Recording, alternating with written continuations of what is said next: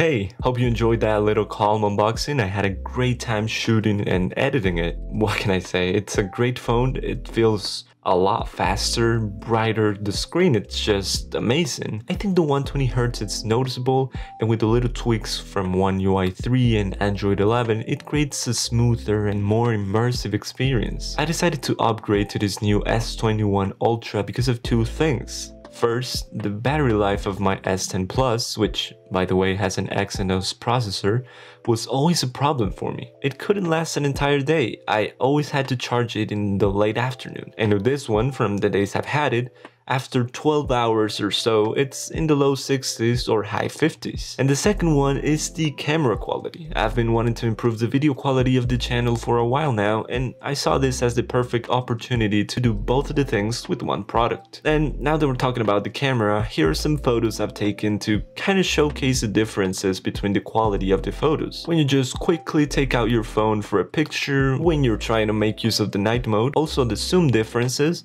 which in here is where you should find the most noticeable differences, because the S10 Plus has a 2x optical zoom and the S21 Ultra has a 3x and an additional 10x zoom. And by the way, if you're wondering, I remember I heard this in a review, when you're using the 3x camera and you're at like 9x zoom, it makes a huge difference if you just zoom in a little more and jump to the 10x camera. You're going to be able to capture more light and details. In my experience when grabbing both phones without the case, the main difference I can feel in my hand is the thickness. However, this is not an issue whatsoever or something that makes the S21 Ultra uncomfortable to hold. Also, the ultrasonic fingerprint scanner is bigger and faster. What I did in the S10 Plus was to add the same fingerprint twice, which made it significantly more accurate, but I'm glad we don't have to make use of those tricks anymore to make it work. As I assume you have already heard, the S21 Ultra comes with no charger in the box, and there's also no option for expandable storage using a micro SD card. I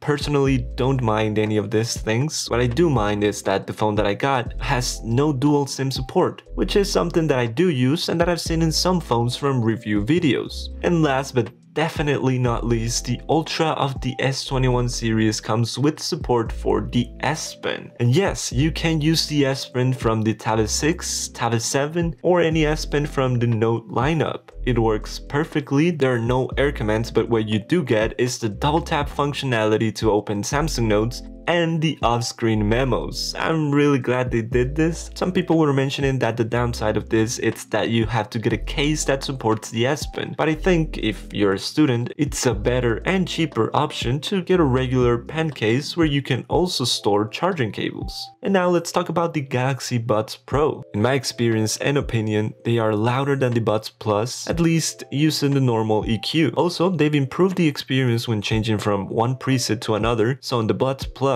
if you change from dynamic to bass boost, there were a couple of seconds when the audio was kind of muffled. It sounds weird at first and then you get used to it, but with the Buds Pro there's nothing like that. Also, the ambient sound has been improved. On my Buds Plus, when I turn ambient sound on, I always clap or snap my fingers to make sure it's on, and when I try to do that on the Pros, I realized that when there's a loud sound close to your ear, instead of always amplifying it, they've made it so that the ambient sound kind of turns off for a second to protect your hearing. These can also detect your voice to activate ambient sound, which I don't recommend if you're someone that sings a lot, but if you're not, it's great for when you actually have to talk to people. Regarding battery life, I recently tested it and got 5 straight hours of listening to music and watching videos. 4 of these 5 hours I had ANC on, which I gotta be honest, I had a lot more expectations for the active noise cancellation. I saw some videos and they are all true. The noise cancelling, it's